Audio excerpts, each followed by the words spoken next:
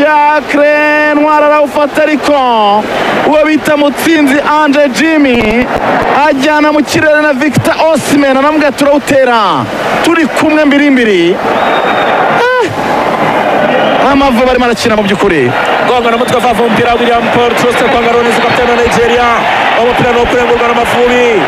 Attention iracera Radio Rwanda. Muhaguruke nanone abafana muhaguruke murimo murumva Radio Rwanda ndabizi muhaguruke mufane dushake igitego cy'abafana igitego cy'umufana haguruka Attention umupira kwande kwa Claude niyo mugabo gatiritiri passe kwa Samuel Gelete passe barakina neza cyane Ruboneko ariko fata umupira neza cyane muzamu Stanley Nwabali atera umupira muremure baramukandagira gonga n'umutwe neza cyane umusifuzi ati mwakoreye muzamu amakosa ari ya hepfo ati nimusubireyo tujye guhana iryo kosa. Abakinnyi bose b'ikipe y'igihugu y'u Rwanda bahagurutse Samuel Gelete ati niwe warutwicishije hano ni gute ujya kwicengeshwa kandi ubona abantu batubereye nabi. Ntwari Fiacre kabisa homme du match uzi homme du match eko bimeze ni homme du match kabisa ariko na defense nako abakinnyi bose b'Amavubi ntacyo n'abave bagiye rwose bakinnye neza cyane. ayo Claude ibintu birasobanutse wango ngo retour izabera rimwe na Ntuzi retour ya Pyramide ngo na Rayon Sport izabera rimwe kuri 21 kuri 21 ariko kubera ko match ya Rayon na Gasogi ari izaba mbere urumva atose imbere izo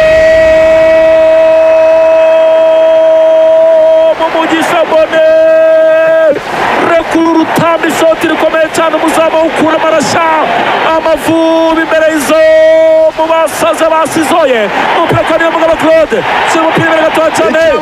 Attention abafana bahagurutse bose stade yahagurutse comeka pose abafana stade irafibura stade irajugumira.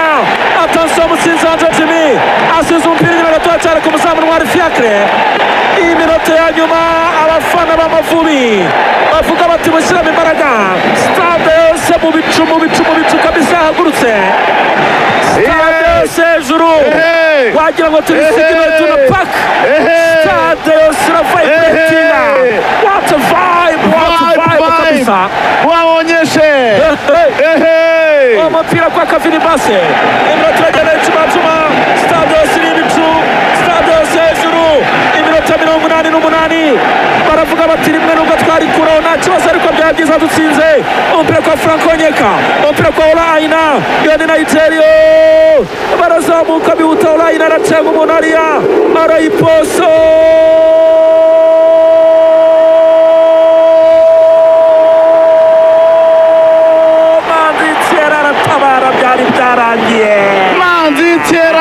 Matera Takre umupira ukura mu izamu neza kari kabaye kwa Minanirwa Ruiye. Nigeria ritubujije ibyishimo.